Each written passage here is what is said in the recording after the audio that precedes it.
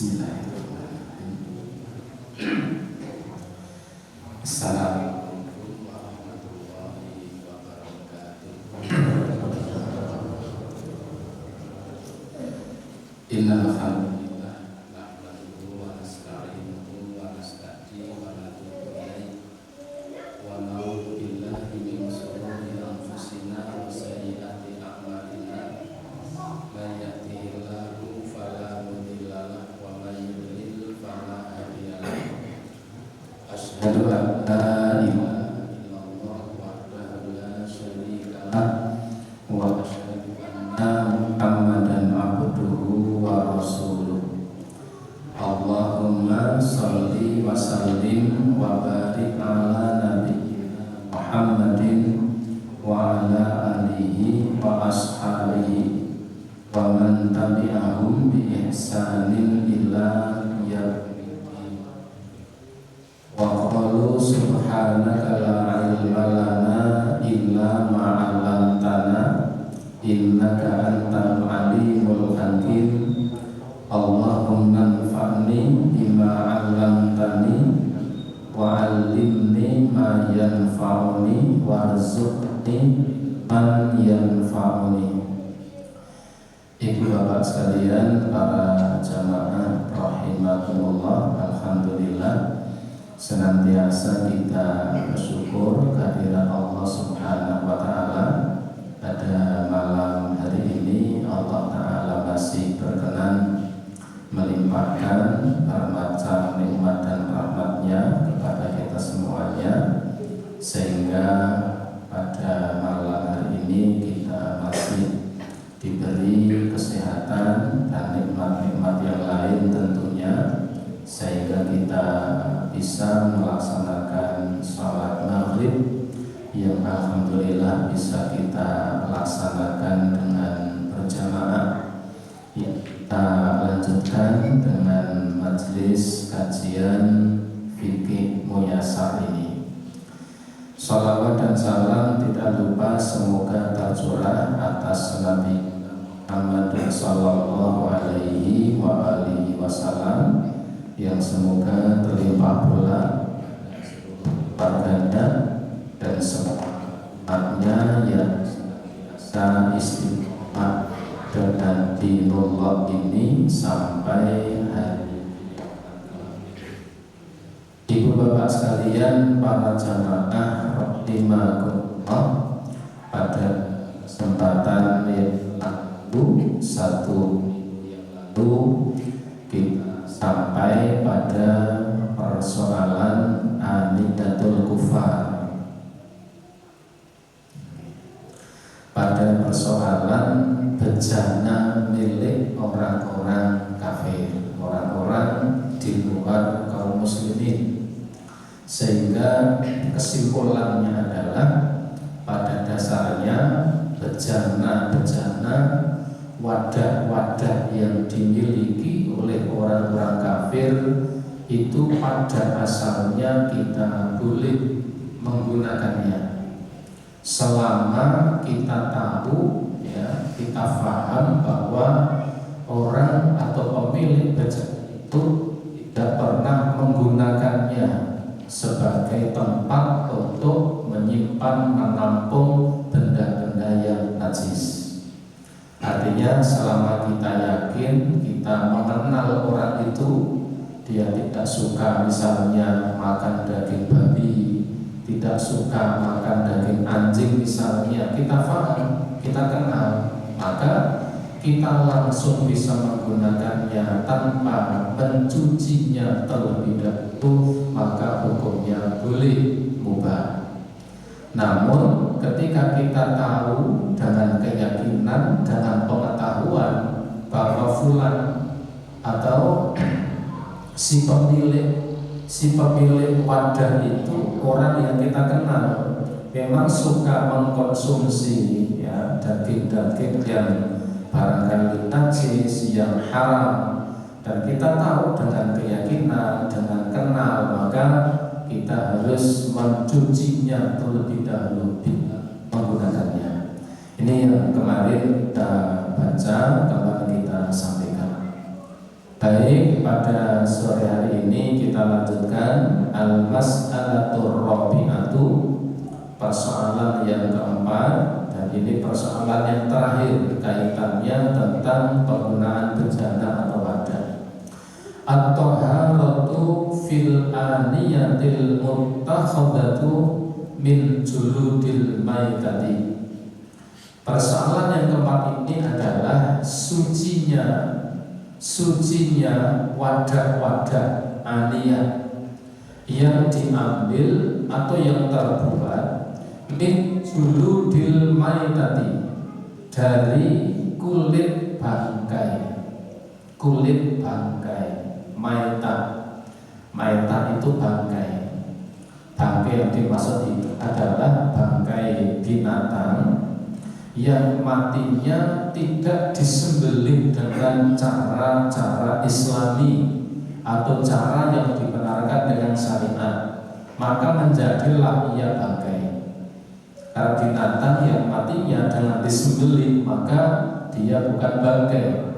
Tetapi binatang-binatang yang matinya tidak disebabkan dengan tata cara penyembelihan yang dibenarkan oleh syariat, seperti binatang yang mati karena tercekik, ketekan, atau binatang yang mati karena dia jatuh dari tebing tempat yang tinggi, kemudian jatuh kemudian mati tanpa sempat untuk menyembelihnya terlebih dahulu.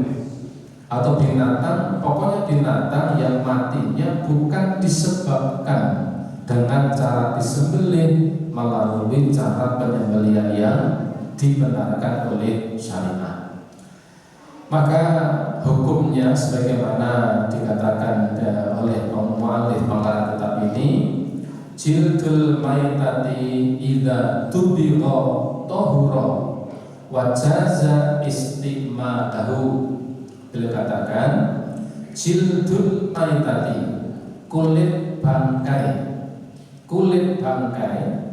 idza tubigha, apabila kulit bangkai itu disamak dari bangkainya. Ada bangkai binatang, ada bangkai binatang, kemudian diambil kulitnya, kemudian disamak itu dipisahkan antara kulitnya dan daging-daging basahnya, dibersihkan dari kotoran-kotoran, dibersihkan dari daging-dagingnya sehingga hanya tinggal kulit betul. Lalu dibersihkan dengan bahan-bahan tertentu, air yang dicampur dengan bahan tertentu seperti garam dan sebagainya.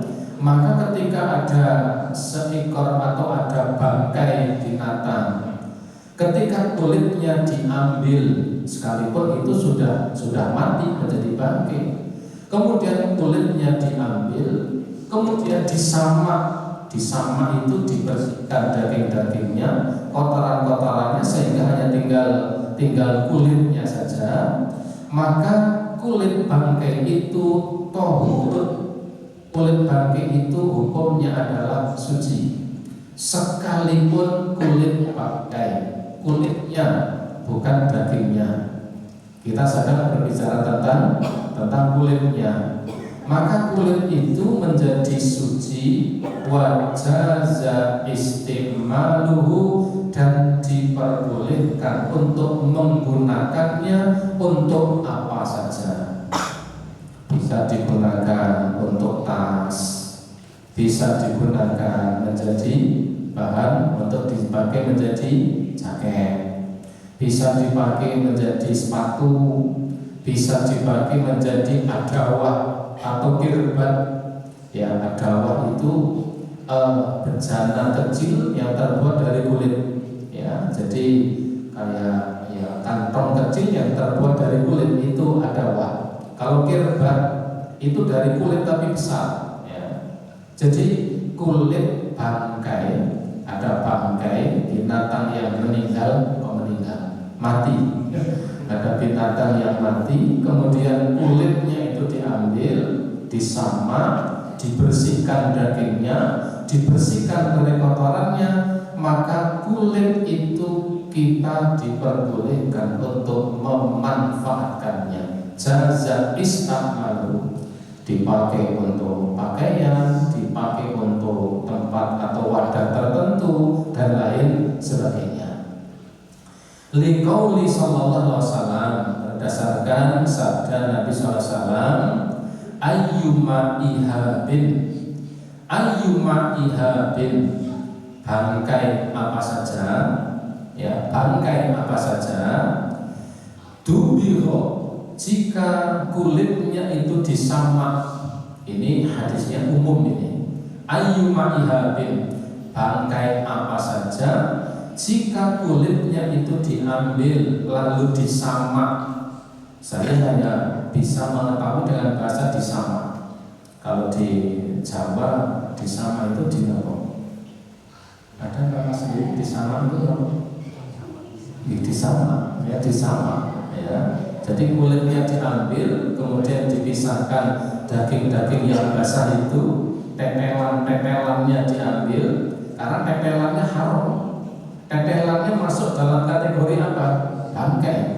Tetelannya tidak boleh, daging-daging basahnya diambil. Sehingga apa? Tinggal kulit saja dibersihkan dengan bahan-bahan tertentu, dicampur dengan air. Biasanya ada garam, kemudian ada air, kemudian ada bahan-bahan yang lain untuk membersihkannya. Maka kulit itu bisa untuk dimanfaatkan, bisa digunakan. Sebagaimana sabda Nabi, ayyuma ihabin, bangkai apa saja, idza dubiro, jika kulitnya diambil lalu disamak, faqat tahura, maka kulit itu menjadi suci. Kulitnya menjadi suci, kulitnya bukan dagingnya. Dagingnya tetap haram karena dagingnya adalah bangkai. Wali annahu, dan sebagaimana sabda Nabi sallallahu alaihi wasallam, marra, ya, ketika beliau lewat ala syatin maitatin, ketika Rasulullah sallallahu alaihi wasallam pernah berjalan-jalan lalu melewati kalau bangkai seekor atau seekor bangkai, betul lucu. Jadi bangkai saja. Nabi sedang berjalan-jalan, ya, kemudian lewat ada bangkai kambing satu, ada bangkai kambing. Faqala, maka Nabi kemudian mengatakan, halan akhudhu ibba, kenapa tidak kalian ambil kulitnya? Halan akhudhu ihaba, kenapa tidak kalian ambil kulitnya? Jadi ada bangkai yang gelgajur, ya, gelgajur apa biasanya? Waduh, di kunjung dulu, ya. Jadi ada bangkai di pinggir jalan, bangkai kambing besar bangkainya. Ketika lewat, ya, di sampingnya Nabi mengatakan apa? Halan akhudhu ihaba, kenapa tidak kalian ambil kulitnya? Fadabahuhu, lalu kalian menyamaknya. Fantafa'u bihi, kemudian kalian bisa memanfaatkannya. Mendengar ini, waktu itu para sahabat berheran-heran karena bangkai, ada kambing mati, kemudian Nabi lewat di sebelahnya bersama dengan beberapa orang. Lalu Nabi mengatakan tadi, kenapa tidak kalian ambil kulitnya lalu disamak, ya, dikelet, ambil kulitnya, dibersihkan, disamak, daging-daging yang menempel pada kulit itu dihilangkan, disingkirkan, lalu dibersihkan dari kotoran-kotoran, ya, dengan bahan-bahan tertentu, kemudian dijemur, ya, fantafa'u bih, lalu kalian bisa memanfaatkannya. Kenapa tidak kalian ambil? Faqalu, maka para sahabat pun menjawab, innaha maitatun, ya Rasulullah, bukankah ini bangkai? Ini kan bangkai, ya Rasulullah. Jadi ketika orang berjalan ini tahu kalau itu bangkai, Nabi tahu kalau itu bangkai, dan Nabi sengaja mengatakan, kenapa tidak kalian ambil kulitnya, kalian sama, kalian bersihkan, lalu kalian manfaatkan. Para sahabat pun menjawab, inna, ya Rasulullah, ini kan bangkai. Qala, maka Nabi pun mengatakan, fa inna ma haruma akluha. Ini kita cermati sabda Nabi ini. Nabi mengatakan, fa inna ma haruma akluha. Sesungguhnya yang diharamkan itu adalah memakannya. Sesungguhnya yang diharamkan itu adalah memakannya. Maka begini sekalian, dulu saya pernah ditanya, Ustaz, kalau kulit bangkai kita sama, kemudian kita jemur, sudah bersih, lalu dipotong-potong, kemudian dijadikan apa? Kerupuk, opak, bagaimana? Memang Indonesia ini luar biasa ya, jadi apapun bisa dimakan. Jadi bodolan jaket itu bisa dimakan oleh Indonesia ini. Memang sakti-sakti. Jadi ganjel ril bisa dimakan, ya. Ganjel ril, kemudian molen, ya, ada yang jorok itu rondo lemu, putri mandi dimakan. Pohon bambu, gitu. Pohon bambu kan juga dimakan. Pohon bambu yang ya bung itu, ya rebun, bukan ribon. Ya, kalau ribon itu kalau ribon itu ya Innova ya. Jadi apapun bisa dimakan. Ya, sehingga kalau barangkali kalau ada orang Arab melihat orang Indonesia itu memang antik-antik, kulit di sana dibuang, di sini bisa dimakan. Jadi kerupuk. Dulu pernah ada seorang masyayikh itu heran ketika kurban kulitnya dipotong-potong. Heran, kok dipotong-potong? Biasanya kan diambil, lempar, diberikan seseorang atau dibuang. Ini dipotong-potong, dibromot, dipotong-potong, kemudian dimasak. Keheranan. Memang Indonesia itu luar biasa ya. Nah, Nabi ketika ditanya, innaha maitatun, ya Nabi ini kan bangkai. Ini bangkai Rasulullah. Qala, Nabi mengatakan, fa innama haruma akluha. Yang diharamkan itu adalah memakannya.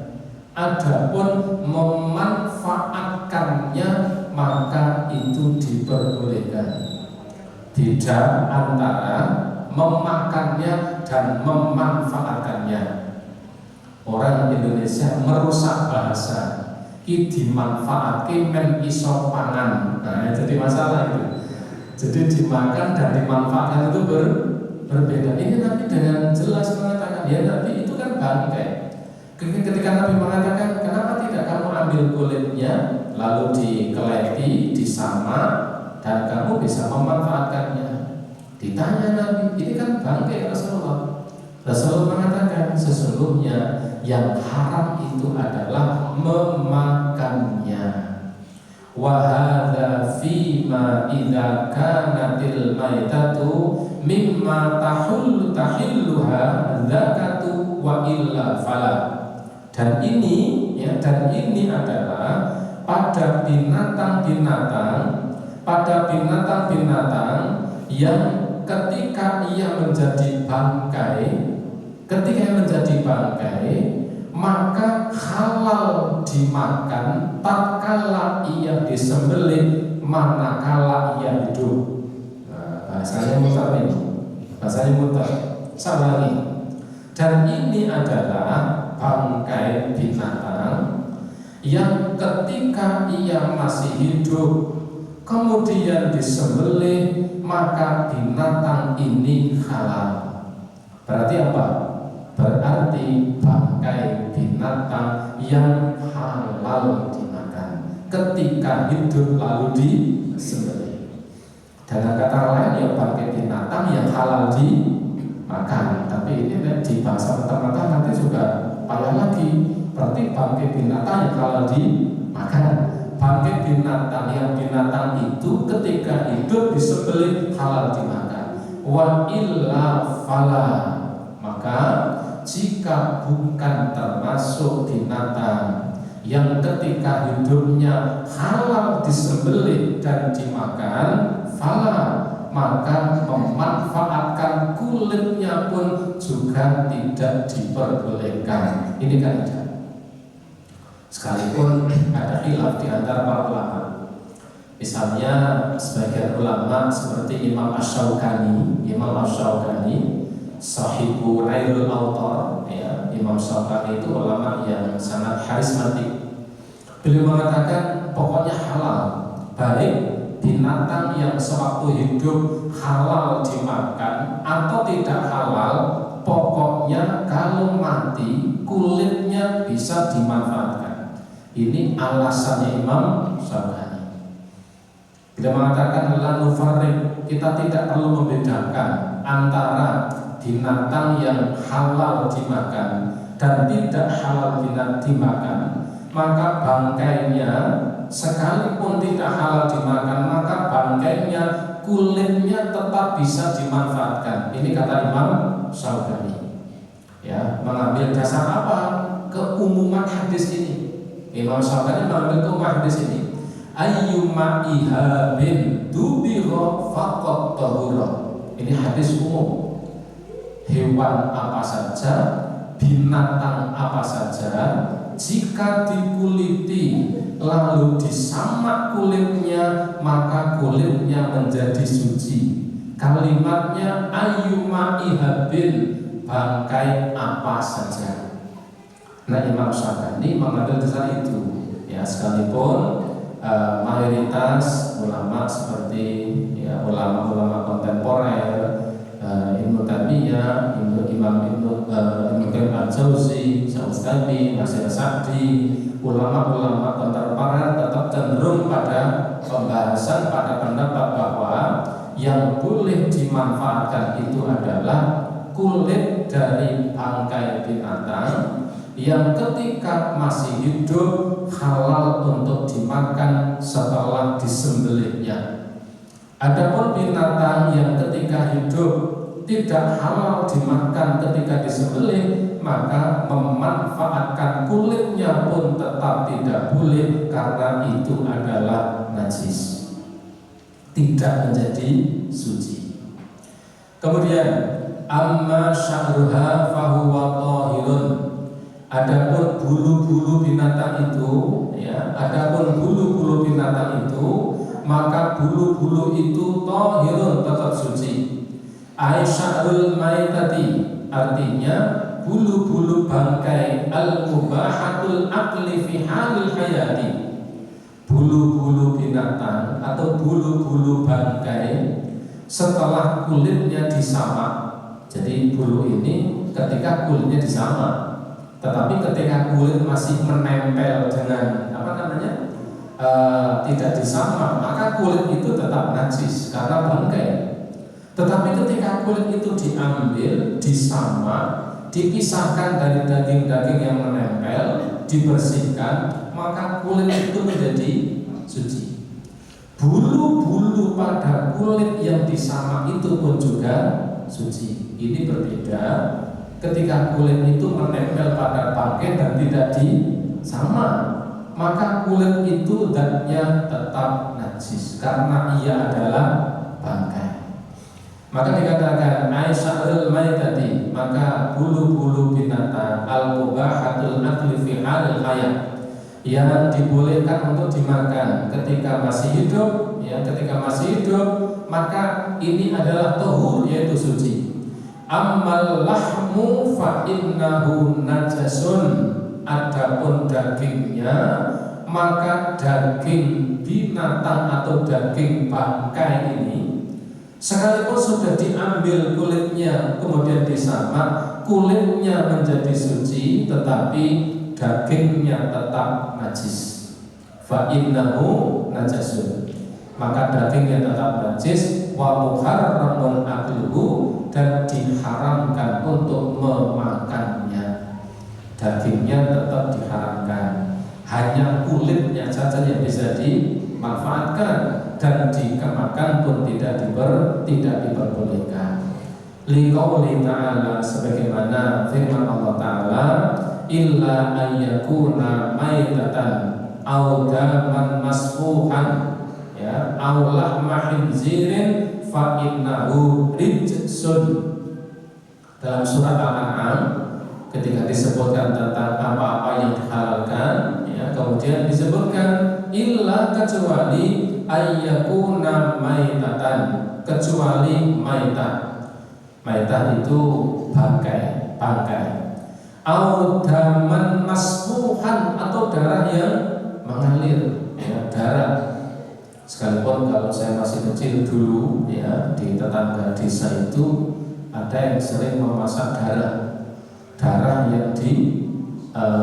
yang digumpalkan ya.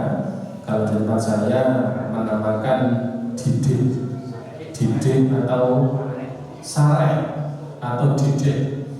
Tempat saya didih. Kalau daerah Temanggung didih. Kalau daerah Temanggung itu sareh.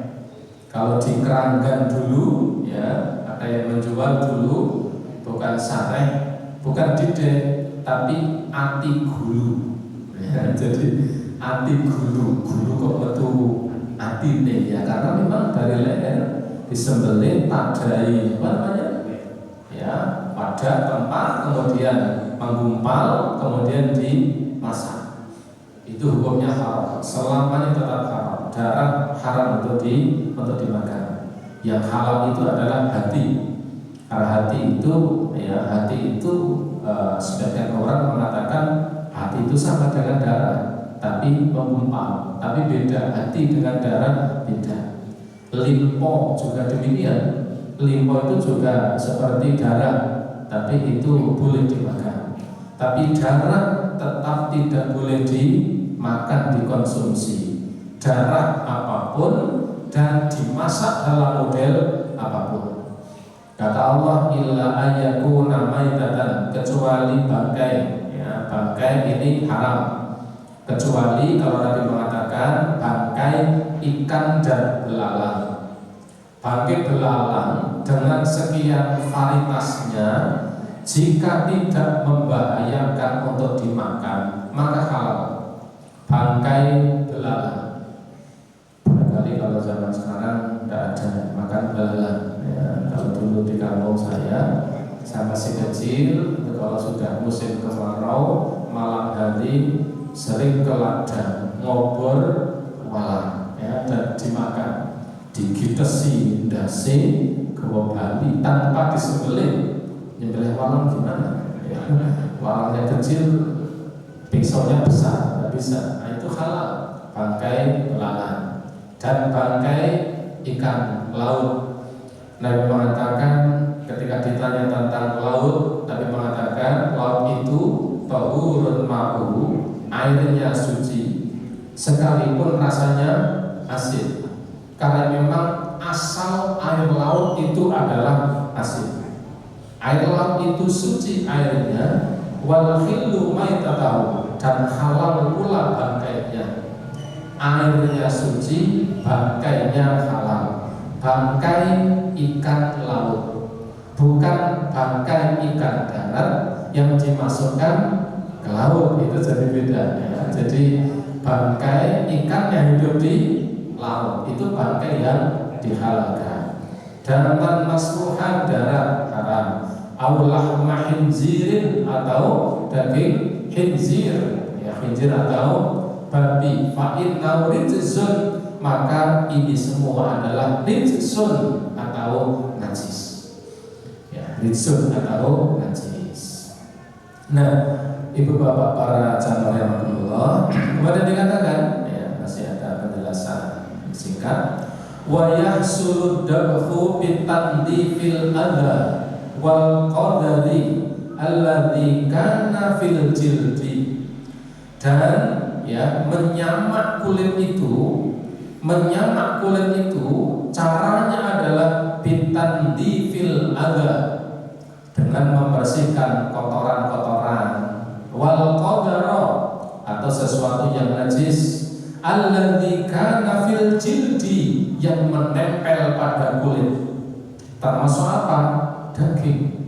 Daging itu najis. daging bangkai itu najis, maka karena najis harus dibersihkan, termasuk najis ya. Biwasitatin mawadi tudhafu ilal ma'i, yaitu dengan perantara bahan-bahan yang dicampur dengan air. Kal milhi wa ghairihi, dicampur dengan air seperti kal milhi, seperti garam, wa ghairihi, dan yang lain sebagainya. Jadi dengan bahan-bahan tertentu ya. Kalau di tempat kita familiar untuk merawat kulit itu adalah garam.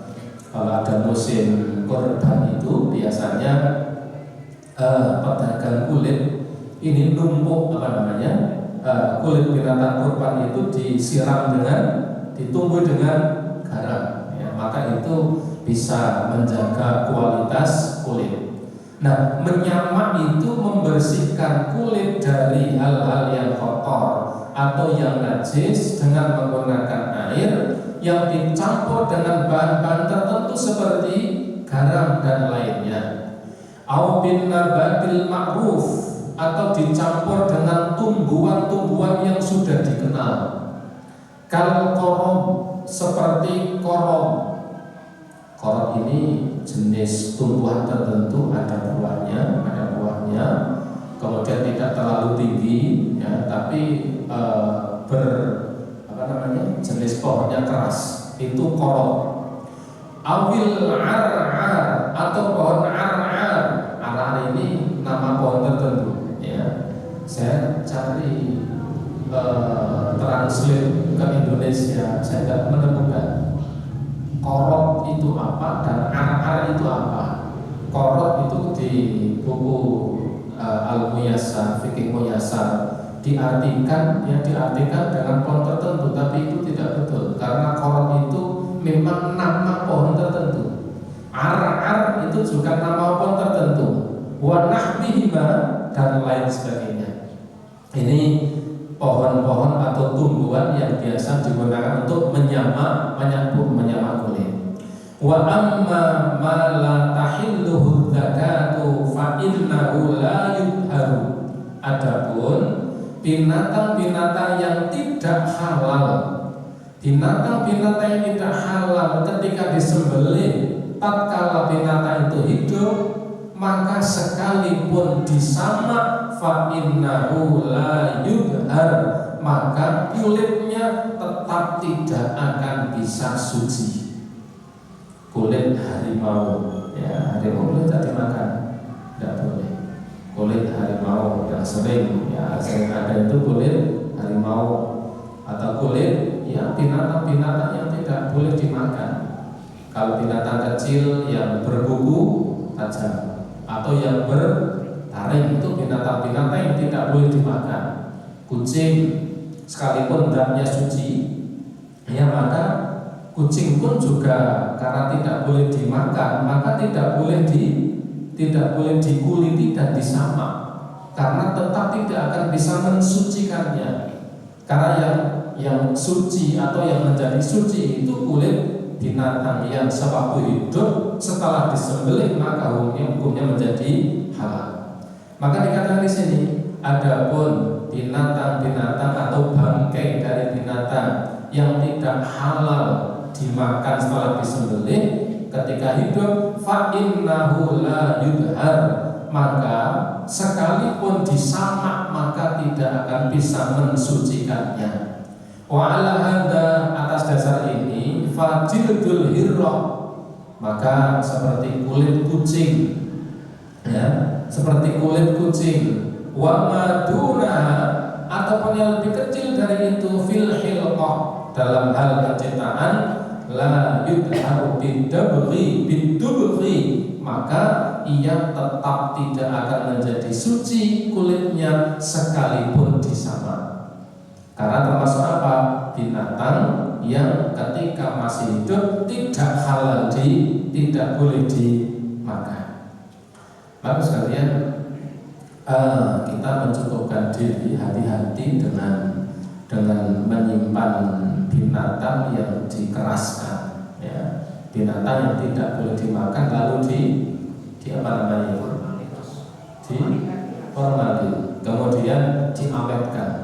diawetkan, maka itu bangkai dan itu najis. Itu bangkai dan itu najis. Jadi dalam perspektif syariat itu najis. Tidak terlalu bangga, jangan bangga ketika misalnya punya harimau yang diawetkan. Ini menyimpan sesuatu yang najis. Dalam perspektif syariat, ini mestinya seorang mukmin tidak melakukan seperti itu.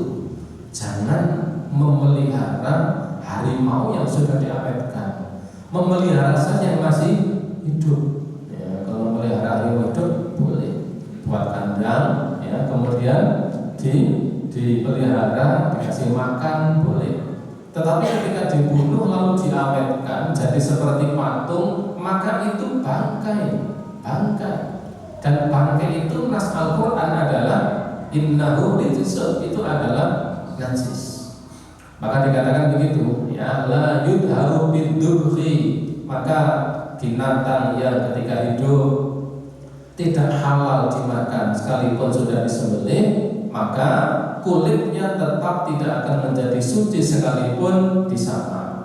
Walau kana fi halil hayyati tahiron, sekalipun binatang-binatang yang tidak halal dimakan itu, sekalipun ketika hidupnya ia suci. Seperti apa? Kucing. Kucing itu kan Nabi pernah ditanya bagaimana tentang kucing. Nabi mengatakan sesungguhnya dulu kita baca kucing itu binatang yang suka berkeliaran, maka dia tidak menajisi, tidak menajiskan yang lain. Maka sekalipun kucing itu suci, tetapi karena tidak boleh dimakan, maka ketika sudah menjadi bangkai, maka ia najis dan kulitnya tidak bisa disama. Kemudian wajil duma yuhramu akluhu, demikian juga kulit binatang, ya, kulit bangkai yang ketika masih hidup ia diharamkan untuk dimakan. Walau kana tahiron, sekalipun ia suci, seperti harimau, singa, itu tidak ada nas yang menyatakan ia itu binatang najis ketika masih hidup.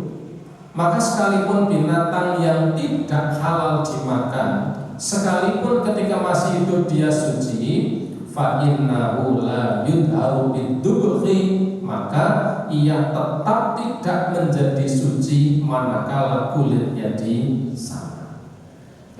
Wal khulasah, adapun kesimpulannya adalah anna kulla hayawanin mata, bahwasanya setiap binatang yang mati artinya menjadi bangkai.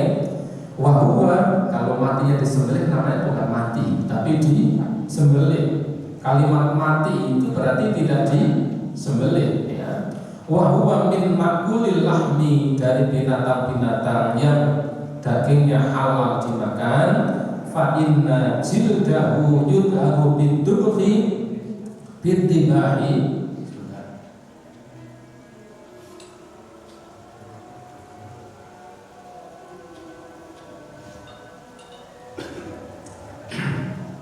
saya ulangi, bahwasanya semua binatang yang mati menjadi bangkai, dan itu adalah binatang yang dagingnya halal dimakan setelah disembelih ketika hidup, fa inna jildahu yudharu bintibahi, maka kulitnya menjadi suci manakala disama. Bisa difahami? Wa kullu hayawanin mata, adapun hewan-hewan yang mati, walaysa min makulil lahmi, tetapi bukan dari binatang yang halal dagingnya untuk dimakan, fa inna jildahu, maka apabila binatang itu mati, kulitnya la yudharu bintibahi, kulitnya tetap tidak bisa menjadi suci ketika kulitnya disama. Ibu bapak sekalian, ini yang kita baca pada malam hari ini terkait tentang tema besarnya adalah tentang sucinya wadah yang terbuat dari kulit yang diperoleh dari bangkai binatang, tetapi bangkai binatang yang ketika hidup dagingnya halal dimakan. Maka ketika ada binatang yang halal dimakan, ada sapi, kemudian ada kerbau, misalnya ada kambing, kemudian mati, kemudian eman-eman. Ya dulu pernah di daerah Keranggan itu begitu. Jadi ada sapi yang mati, sapinya besar. Kemudian karena sakit mati, akhirnya apa? Akhirnya kemudian dikuliti, ya dikuliti sampai bersih. Tentunya dagingnya tidak ikut ke kulit karena dagingnya tetap najis. Jadi betul-betul di sana itu betul-betul dibersihkan dagingnya yang nempel di kulit itu, kemudian dimanfaatkan didamel bedugin kayak gitu. Itu. Maka kulitnya tetap suci. Karena apa? Berasal dari binatang yang halal dimakan ketika masih hidup. Tetapi binatang yang tidak halal dimakan ketika masih hidup, misalnya ada kulit harimau, ada kulit singa, ada kulit kucing, ada kulit binatang yang ketika hidup dagingnya tidak boleh dimakan, maka kulitnya sekalipun sudah disamak, kulitnya tetap dalam keadaan tidak suci. Tidak suci berarti najis. Ibu bapak rahimahullah, ini bab terakhir tentang masalah wadah, dan bab yang selanjutnya setelah ini adalah bab yang ketiga, bab salih, bab yang ketiga fi qada'il hajah wa adabiha, bab yang menjelaskan tentang qada' hajah. Qada' hajah itu buang hajat, baik buang air kecil atau buang besar, tentang hukum yang terkait dengannya, tentang adab-adabnya, dan beberapa persoalan yang terkait dengan hal itu kita lanjutkan pada pertemuan yang akan datang. Saya kira cukup sampai di sini. Sebelum saya akhiri, barangkali ada pertanyaan. Kalau ada, ada? Oke.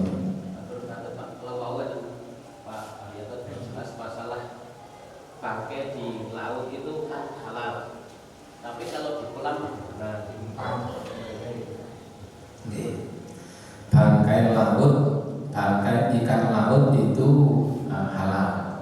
Bagaimana kalau bangkai binatang yang ada di kolam, ya, di kolam, di air? Jamaah rahimahumullah, mayoritas ulama menghukumi bahwa ikan yang hidup di air dan bukan hidup di luar air, maka ketika dikonsumsi tidak membahayakan, maka ketika ia mati dalam keadaan tidak disembelih, dan saya kira ini hukum Allah yang luar biasa. Karena demikian berat kalau kita ini harus memakan binatang laut yang disembelih. Ibu bapak bayangkan nyembelih resi itu juga beberapa jam, gitu. Masak sayur, ya sawi, lodeh misalnya, rese nih. Rese itu bahasa Indonesianya apa? Rese. Tadi kan agak besar, ya. Rese itu kan kecil-kecil. Coba kalian terus disembelih, bulan nyembelih itu. Hukum jadi demikian berat. Maka kita ternyata kemudian menangkap sesuatu hikmah yang luar biasa. Ternyata ketika Allah Ta'ala menghalalkan bangkai ikan laut dan ikan bangkai ikan yang hidup di air, itu memberi hikmah yang luar biasa. Barangkali kita pernah bayangkan bahwa tidak semua ikan yang kita konsumsi, baik yang kita beli ketika masih hidup atau yang kita konsumsi yang sudah matang, saya yakin tidak semua disembelih terlebih dahulu dengan membaca bismillah. Dan itu hukumnya adalah bangkai. Ibu bapak, membeli ikan nila, di mana misalnya saya akan ikut pasarnya, mungkin tadi ada promosi misalnya, beli ikan di pasar masih hidup, apakah disembelih? Enggak. Biasanya ditatak dulu gunduli, gitu. Ditatak dulu gunduli, ketika sudah mati juga dibeteti, bangkai kah? Bangkai. Karena tidak disembelih sebelum kalau ibu bapak mau beretika, wah cakal terus sembelih, Bismillahirrahmanirrahim, baru kemudian kayak diduduk, dan tapi kan kembali ditutup, sudah totok baru dibeteti, itu bangkai karena tidak disembelih.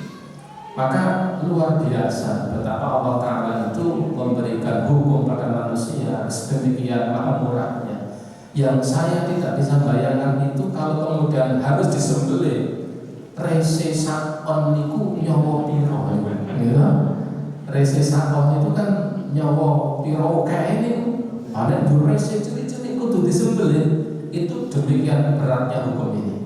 Maka para ulama mengambil hukum bahwa ikan sekalipun tidak di laut, tetapi ikan yang ada atau yang hidup di air, selama memang dia itu adalah ikan yang hidup di air, maka bangkainya adalah halal. Dan saya yakin kita sudah familiar dengan makan bangkai ikan. Pelajaran itu pun biasa gahar barang neng barang ima lagi rese teri itu kan bangkai semuanya, dan kita barangkali baru sadar, iya ya sebulannya nyopi nanti oleh makan barang, tapi itu yang dihalalkan oleh Allah Subhanahu wa Ta'ala. Jadi ikan sekalipun tidak di laut, dengan catatan tidak membahayakan ketika dikonsumsi. Karena barangkali ada ikan yang mati jadi bangkai lalu busuk, dan itu bisa membahayakan. Ketika membahayakan, maka kemudian tidak dikonsumsi. Tidak dikonsumsinya karena apa? Ya dulu karena membahayakan. Berlaku kaidah dalam dororo wala diroro. Kita tidak boleh mendatangkan madorot dan memadorotkan orang lain. Tidak boleh melakukan sesuatu yang mendatangkan madorot dan memadorotkan orang lain.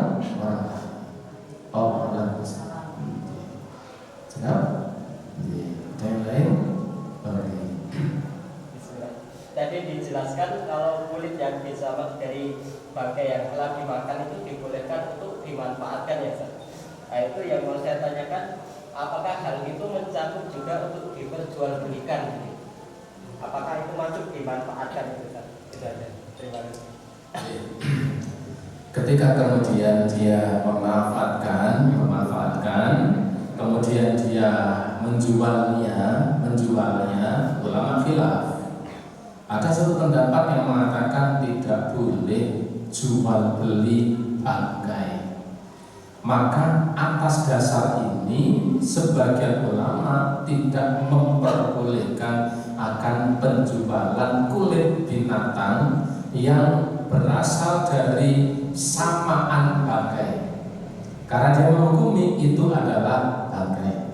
Jual beli bangkai tidak diperbolehkan. Maka kemudian ketika ada binatang mati, diambil kulitnya lalu disamak, maka kemudian tidak boleh dijual karena itu adalah bangkai. Maka ada sebagian ulama yang menganggapnya tidak boleh dijual belikan, hanya bisa dimanfaatkan. Tapi pendapat kedua, ini pendapat yang lebih banyak, yang menghukumi bahwa itu adalah boleh. Kenapa? Karena ilah. Hukum itu ada berdasarkan ilahnya. Al-hukmu yaduru ma'a illatihi wujudan wa adaman. Jual beli bangkai tidak boleh. Kenapa? Karena bangkai itu adalah rijsun atau najis. Jual beli bangkai tidak boleh karena najis. Maka unsur najisnya ini yang kemudian tidak diperbolehkan. Sedangkan kulit binatang sekalipun berasal dari bangkai tetapi menjadi suci, jangan disamak. Jadi karena dia suci setelah disamak, maka karena alasan sucinya inilah maka itu boleh untuk diperjualbelikan. Karena bangkai itu tidak boleh diperjualbelikan karena unsurnya ilatnya adalah najis. Karena najisnya, maka ketika kulit binatang ini disamak, maka sudah terpisahkan dari sesuatu yang najis. Dagingnya, tetelan-tetelannya yang nempel pada nopok kulit itu kemudian dihilangkan. Maka dengan hilangnya itu, maka kulit itu, Nabi mengatakan bahwa kulit itu menjadi suci dengan disamak. Karena menjadi suci, maka boleh kemudian diperjualbelikan. Allah alam pendapat yang rajih mana, tapi pendapat yang kedua lebih memayoritas ketika mengatakan boleh. Karena ilatnya, alasan tidak bolehnya bangkai diperjualbelikan adalah karena najis, dan unsur najis itu hilang ketika kulit itu disamak. Allah alam. Ibu bapak jamaah rahimakumullah, barangkali sampai di sini. Kemudian bab yang selanjutnya tentang adab-adab buang hajat kita lanjutkan pada pertemuan yang akan datang insyaallah, dan kami cukupkan dengan subhanakallahumma wa bihamdika asyhadu an la ilaha illa anta astaghfiruka wa atubu ilaik. Assalamualaikum warahmatullahi wabarakatuh.